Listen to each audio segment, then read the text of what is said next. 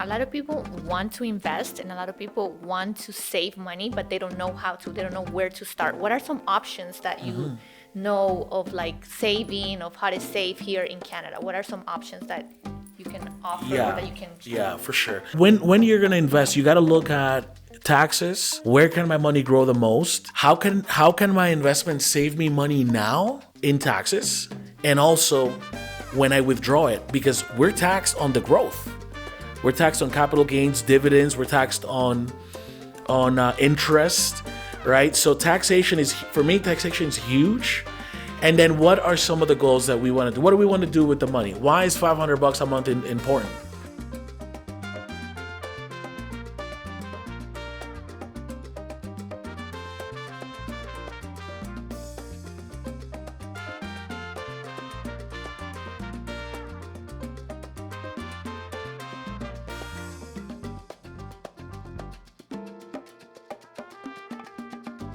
Hi everyone, welcome to another episode of Financial GPS.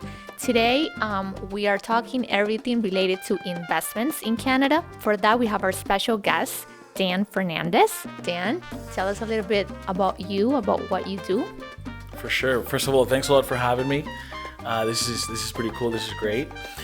So my name is Dan. I'm a financial advisor, registered here in Ontario. I've been doing this for about 10 years now, working directly with retail clients. I am a U of T grad, proud U of T grad. I did political science as an economics at U of T, and I did a seminar of economics in Austria. And since I've been in this industry, I've taken a bunch of designations, courses, licenses towards my career. I am a chartered investment manager as well. I'm a CIM. And pretty much helping people across Ontario. We manage wealth, we manage money for people, financial advice. We do all kinds of investments for people. And yeah. Wow, amazing. Yeah. So basically, what's your title in Ontario? What license do you have? So I'm a financial advisor. I'm registered with the province with the MFDA. I hold a life insurance license. I hold ETF proficiency courses. I hold proficiency courses on alternative investments. And I am a chartered investment manager. So I'm a CIM. Okay, perfect. We want to ask you a question. The first question that I have for you is, why is important to save? Can you tell me, in your industry, what's the goal? Yeah. Great question. I think it comes down to dependability, right? Like who do you want to lean on when you're older? So I think it's common knowledge that saving is great. Now, in my eyes, saving is putting money under a mattress. Investing is a little bit different, right? It's putting your money to work. And the idea is you want to beat inflation, you want growth, and you want to beat the cost of investing so that 20 or 30 years down the line, you can continue on or live a better lifestyle than what you already have now. Yeah. I think that's probably, the most common goal that people have.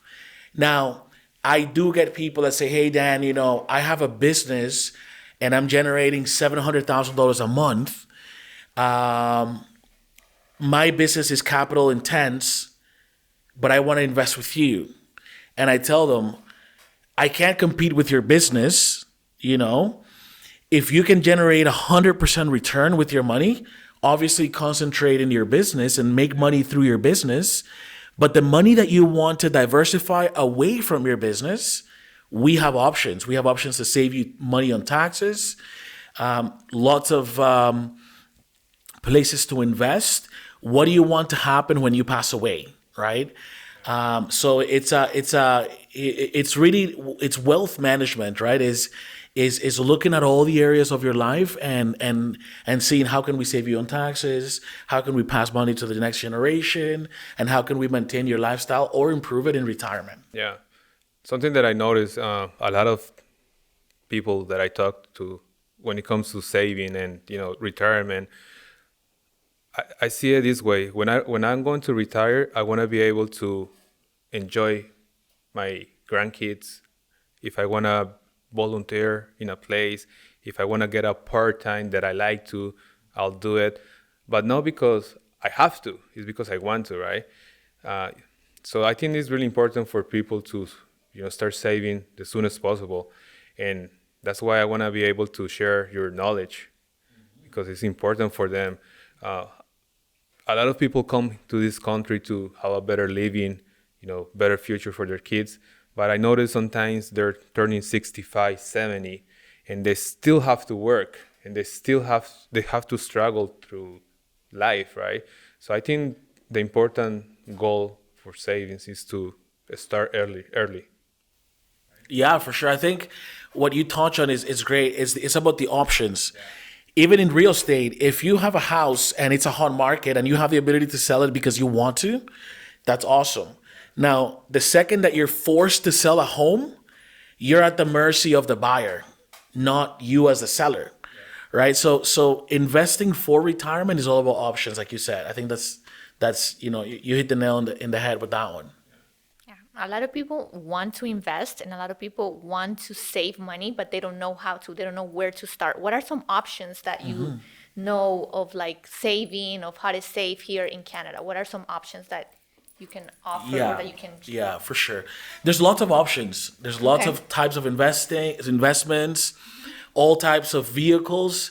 But I think it comes down to the appetite for risk that the client has, the time horizon that they have left, or, it's very different when someone says, hey, Dan, I want to buy a house in 2 years, or someone that says, hey, Dan, I'm never going to touch this money until I retire at age 71. So, rock and roll. Let's make it grow. Right. So depending on the appetite for risk and the time horizon, and a lot of the investment knowledge that people have, and sometimes we have to educate our clients, and sometimes we make it very extensive. I am very passionate about investments, so I can talk about investments for hours and really get into the nitty gritty. If we want to talk about Bitcoin and we want to talk about all kinds of stuff.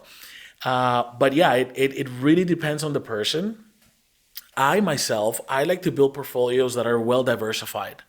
So, at times I may say, hey, let's get out of Canada completely. The loony's bad. Our government is not very attractive for international investors. And I don't foresee a lot of growth in our economy. So maybe we can look at better places. So it really depends, right? Whether the client wants to invest in something that's a little bit more secure, like conservative mutual funds, ETFs, liquid alternatives, right?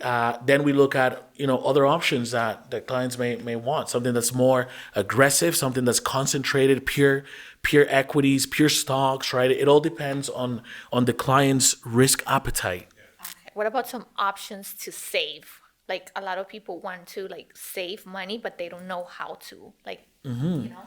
Yeah, for sure. Depending on the person's goals, right? If you want to have something that's accessible and it's liquid, you may look at a tax-free savings account, and the investment vehicles we buy inside of that TFSA, because a lot of people think that you just need to put cash in the TFSA because they think savings account.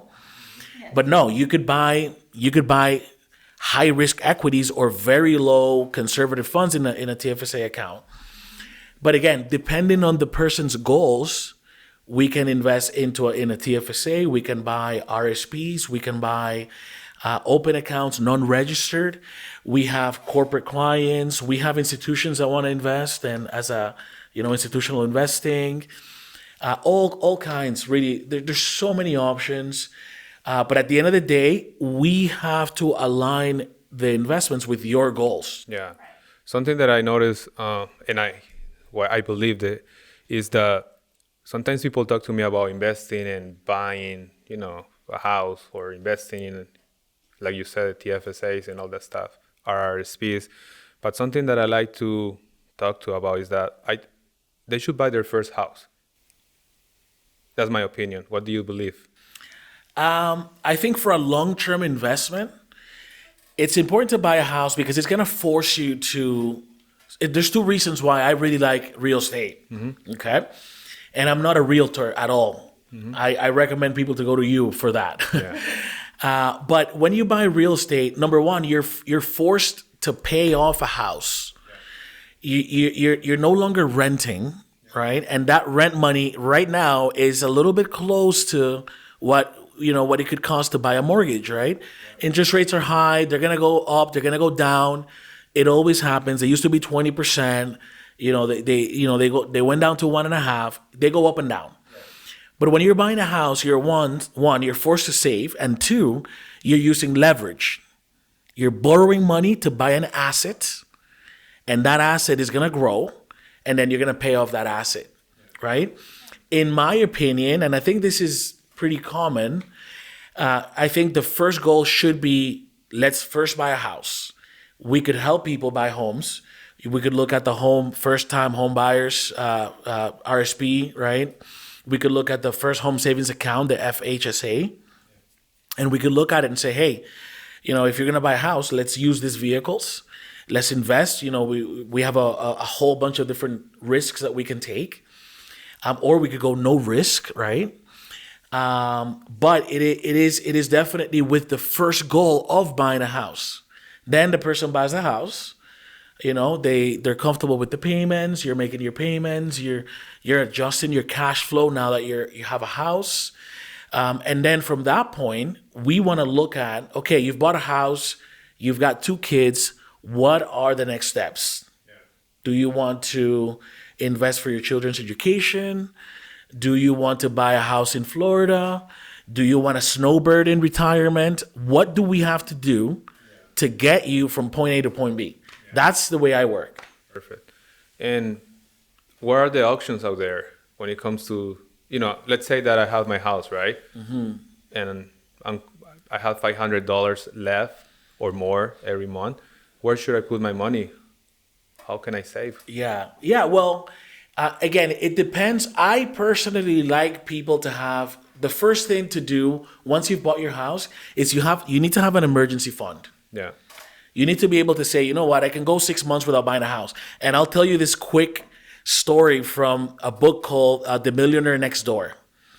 Just think of this quickly. A plumber that is smart with their money has the ability to live off of their savings for 10 years. A lawyer that makes $500,000 a year and is not very smart with their money, and they have the $60,000 a year golf club membership. They have the 911 Turbo, and they have a really nice car. If they lose their job, or if God forbid something happens to them physically, they can only go 1 year with their savings, right? So it gives you a bit of a broad idea of no matter where you are in life, saving your money for that emergency is important. So in my opinion, like I said, first, an emergency fund, 3 to 6 months worth of expenses in your checkings account or in your savings account at the bank that you don't touch. Then after that, we have to look at how can we save you taxes.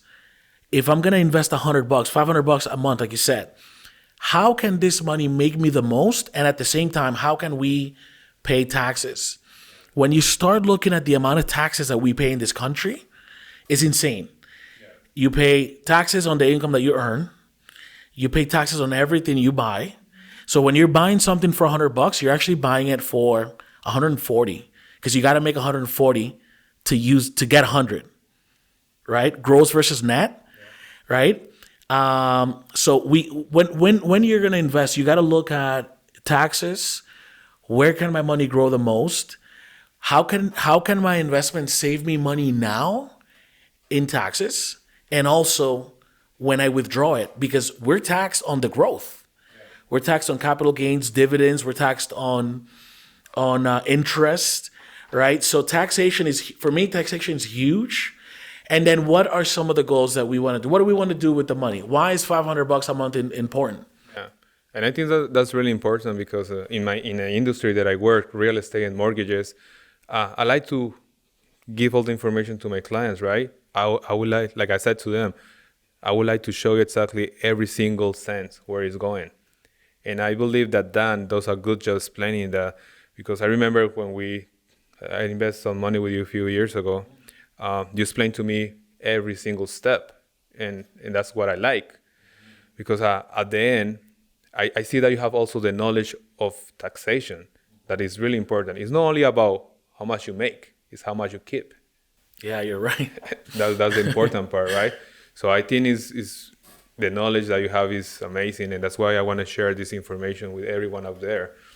Yeah, that's what happens when your parents are both accountants. Oh, okay. So, I've been talking about accounting since I was born Nice. with my parents. So, Yeah, good. yeah. That's good. A lot of people are afraid too, right, of risking their money, and it's good when you have someone that knows so much, and when you talk to someone that explains everything so well, that takes that, Yeah, it breaks the ice. And, yes, yeah. and you're like more comfortable now. For You want to sure. do it, and what you said about the emergency fund, I think that's a very important topic. A lot of people don't have that in mind, and they have, like he said, a lot of people want to just invest.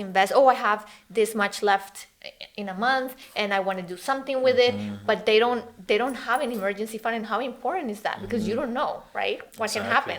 So it's really good that you touch on that, because I know a lot of people don't know Yeah, about yeah, that. for sure. Yeah. What kind of savings do you can offer for kids? Savings for school? What do you offer? What's up there? Yeah, so I think probably the best program would be if you can't buy a second property and rent it out until they go to school. I think that probably the best option is an RESP, Registered Education Savings Plan, just because you can make the money grow in it, and the government gives you 20% on 20% bonus, up to $500 a year. And I got clients that now they have 50, 60 grand in an RESP for their child. When you take the money out, it doesn't all necessarily needs to go to school. You can buy a vehicle, right? It could go towards rent or expenses or textbooks and supplies and all that. So for children and school, I think RESPs, and then really good work ethics so that they can get scholarships. That's also helpful, obviously. But RESPs would be the best option for education. If they get scholarships, will they be able to use the whatever money you have saved? 100%. Oh, okay. Yeah. Yes. Because Yeah, a lot of people don't. Yeah, even if the parent gives them, hey, here's $5,000 a year on top of your RESP, you could absolutely do that. Yeah. Okay. Does that work if your kid wants to go maybe, I don't know, school in the U.S.? Can you use that money as well? Yes, you can. Okay. You can. Nice. Absolutely. Yeah. Nice. Yeah. Nice. A lot of people, because a lot of people want to save, but they don't know like these little details. For sure. Some kids don't want to come to school in Canada; they want to go somewhere else. And Yeah, I think, and I can speak from my point of view, being Latin American and understanding like the Latin American background, but and we have a lot of people from different parts of the world. But here in Canada, the folks that have been here for 5 generations, they blindly throw money at these investment accounts because they know that it works and they've seen it and there's historical values there. A lot of new immigrants, they're afraid. They're thinking, well, what if this company goes belly up? What if I lose all my money, right? And there's a lot of security. There's a lot of, like, I personally, I am managing, multiple millions of dollars for clients. In the office where I work at, we're getting close to about 300 million, and we don't actually touch any cash. We have trustees for that, right? So a lot of people, they need to understand and they need to, look into the detail and really have an idea of how this works for them to then say, hey, you know what? I'm comfortable with this. I could see my account values on a daily basis. I don't recommend that, but you could, right? I can access my account online and we could see my investments, right? yeah, I think that because what you said, like Latin America, there's a lot of fraud. Yeah. And people are used to seeing so many of these things. These companies go bankrupt and Yeah, they like a bank goes- disappear, and they disappear with your money. Yeah. And so that's why people are so afraid, right? Yeah, Because they have exactly. this experience, like bad experience with. Yeah, my mom, a funny thing, my mom was, she was in a university. Yeah. She was in her last year of psychology. and there was some fraud going on, and a bunch of students from another country came in, and they closed down the university. She never got her degree, so she had to start accounting Oh, no. from scratch at a different school back home. So you're right. Institutionally, it happens. Yes. Yeah. Yes. You're right. It's very common. Very common. Yeah. So something that I like to know, Dan, where can we reach you? If someone wants to reach you, where? Yeah. So the best place to reach me would be actually through my website, dmfwealth.ca. So Delta Mary Franco, dmfwealth.ca. You can go on my website. There's information about me there as well and how we help our clients. And there's a link where you could book a meeting right on my website, and we could have a discovery meeting, talk about how we may be of help, and if we're a good fit, we can go into business and help each other out. Perfect. Yeah. Yeah. So this is the game plan, and this is the idea of the financial GPS, is to help people and guide them. Sometimes with my wife we talk about it and we said, imagine if we have the knowledge and the access to give to people, new immigrants or whoever wants to learn about financial in Canada. If we can provide that information to them, and imagine how fast they can become, I would say wealthier, or maybe sure. have a better future for their kids. I think it's really important to provide this type of information, right? And, yeah, absolutely. And it's out there, and we're giving it for free, so take it. So I'm really happy to have you here. No, thank you guys. Thank you so Thank much you. for coming and for being here with us. Hopefully in the It's a future pleasure. you can come and join us again. We're going to be doing this podcast in the future we want to share more information, right? Yeah. I think we keep learning every day. There's so many options out there for people to make money. It's to have a peaceful life. That's how I see it. It's not only about money, it's about having peaceful life. If you want to stay home because you're sick, you have an emergency fund, you can do it. For sure. All right, thank you for your time. No, thank you guys Thank for you. having me. Well, thank you everyone for being with us today. This has been another episode of Financial GPS. See you next time.